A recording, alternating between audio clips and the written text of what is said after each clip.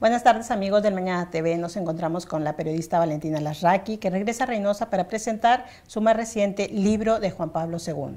Exactamente. Pues es un libro escrito con Monseñor Oder, que es el postulador de la causa de beatificación y canonización. Él me ayudó muchísimo cuando escribí La Luz Eterna de Juan Pablo II, que era todo el proceso de beatificación, del que yo incluso fui uno de los 100 testigos. De los 100 testigos, entonces ahora yo pienso que en ese libro apareció solo mi nombre, pero la verdad es que él me dio todo el material, fue como mi guía un poco así teológica, y yo creo que pues la verdad se merecía que compartiéramos pues un libro ahora sobre la canonización. Exactamente, estamos a un mes de la canonización de Juan Pablo II. En este libro, obviamente, me imagino, no hemos tenido oportunidad de leerlo, vas a plasmar las vivencias que tuviste tú alrededor de esto y lo que viene con la canonización. ¿Qué es lo que plasmas en este libro? Bueno, plasmo un poco lo que ha sucedido desde la beatificación hasta la canonización. Okay. Entonces te pongo unos ejemplos. Todos los principales colaboradores de Juan Pablo, cómo vivieron o vivimos el día de la beatificación. Lo que cada uno durante esa ceremonia iba pensando, observando. Obviamente está el nuevo milagro, porque desde la beatificación ahora, para que tú pases de beato a santo, se necesita un nuevo milagro, que tiene que ser realizado a partir del día de la beatificación, no antes. Okay, no antes. Entonces, este se dio justamente el día de la beatificación y es la curación de una mujer de Costa Rica, que se llama Floribet Mora Díaz, tiene ahora 50 años, y ella había tenido un aneurisma. Y bueno, estaba desahuciada en el sentido de que el aneurisma estaba en una parte muy trasera del cerebro, no la podían operar, no podían poner ni siquiera el clip que se le llama así para parar el goteo de sangre en el cerebro. En fin, los médicos le habían dicho, mira, regrésate a tu casa, te puedes vivir un mes, 2 meses, 6, 2 días, ¿sabes? Son esas enfermedades, digamos, no había marcha atrás. Entonces ella era muy devota de Juan Pablo y la cosa... Un detalle curioso es que su marido había sido parte de la escolta de Juan Pablo II cuando él visitó Costa Rica hace 31 años. Okay. Son esas cosas así raras, ¿no? Fuiste parte de, como lo mencionas, de los 100 testigos para lo de la canonización de Juan Pablo, pero el haber estado cerca de, este hombre santo, fuerte, que sin duda fue un líder nato, ¿qué te deja profesionalmente hablando y personalmente hablando? Porque obviamente es un impacto el haber vivido de cerca, fue más de 20 años, 26 años. O sea, 26 y medio. ¿Qué te deja a ti a nivel profesional y personal? Mira, profesional fue algo extraordinario. ¿Por qué? Porque él era un líder, como tú dices, era un líder nato. Entonces tenía un carisma y una fuerza, era un hombre de acción. Entonces él se había propuesto, él decía, Europa tiene que ser unida, no puede ser esto del muro de Berlín, no puede haber dos frentes, no puede haber guerra fría, porque él lo veía de un punto de vista religioso, no político, digamos, estrictamente político, pero él decía, las raíces cristianas de Europa pues son de las dos Europas y Europa tiene que funcionar, respirar con el pulmón de Occidente y el de Oriente. Entonces él hace una batalla partiendo de un punto de vista espiritual, si quieres, pero al mismo tiempo está Mikhail Gorbachev, que la hace de un punto de vista político, está Reagan en Estados Unidos, está la Thatcher en Inglaterra, entonces como que se juntan 4 caminos diferentes, pero al final, a los 10 años de su elección, cae el muro de Berlín. Entonces, yo hice 100 de los 104 viajes con él.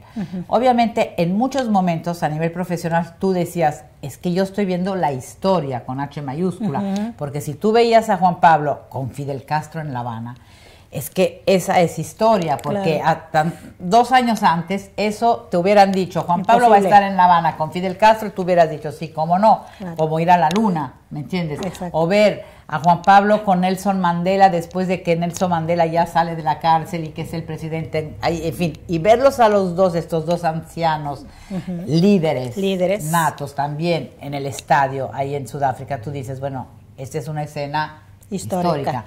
Ves a Juan Pablo frente al muro de las lamentaciones, anciano, viejo, avanzando solito con su bastón, dejando un papelito en el muro de las lamentaciones pidiendo perdón por lo que los cristianos han hecho a los judíos a lo largo de la historia. Tú ves esa imagen y dices, pues es historia. Y así, no sé, lo vimos en el Vaticano con Gorbachev. Sí. Cuando después de la caída del muro de Berlín, claro, ves a Gorbachev en el Vaticano con el Papa y Gorbachev reconociendo el rol que Juan Pablo había tenido en este desenlace, digamos así, histórico. Son todas imágenes y así hay 20.000, por no hablar de las 5 visitas a México, cómo cambió México las 5 veces. Lo recibe el presidente López Portillo haciendo como que de casualidad está sobrevolando el aeropuerto con un helicóptero para no hacer ver que lo recibe, porque no lo podía recibir. No lo podía recibir. Y entonces le da la mano y le dice, buenas tardes, señor. Llegamos al segundo viaje, está Zedillo que lo medio recibe en el aeropuerto, pero sin el protocolo, claro. Digamos. Viene Salinas de Gortari y ya lo recibe, el Papa va a Los Pinos. Y así, ¿me entiendes? Hasta que, bueno, a la visita del presidente Fox, que vemos un presidente Fox que se arrodilla y le besa el anillo y participa en la misa. Entonces son Méxicos diferentes. Transformados. Transformados, un poco de la mano también claro. de él, ¿no? Entonces, claro, de un punto de vista profesional, pues tú dices, esta es el mejor trabajo, la mejor fuente que me hubiera podido tocar en la vida. Ahora, eso fue extraordinario y creo que fue sobre todo la primera parte del pontificado, vamos a decirlo así. La segunda está relacionada con mi parte humana, porque en el momento en el que vemos a Juan Pablo debilitarse, enfermarse, que le tiembla la mano, que le sale la baba, que empieza a encorvarse y que no puede caminar y que le ponen la plataforma esta móvil y que luego el trono móvil, que era una silla de ruedas a finales de cuenta, y así paulatinamente una limitación tras de otra, un sufrimiento, el bastón, hasta llegar al final cuando ya ni la voz le sale por la traqueotomía.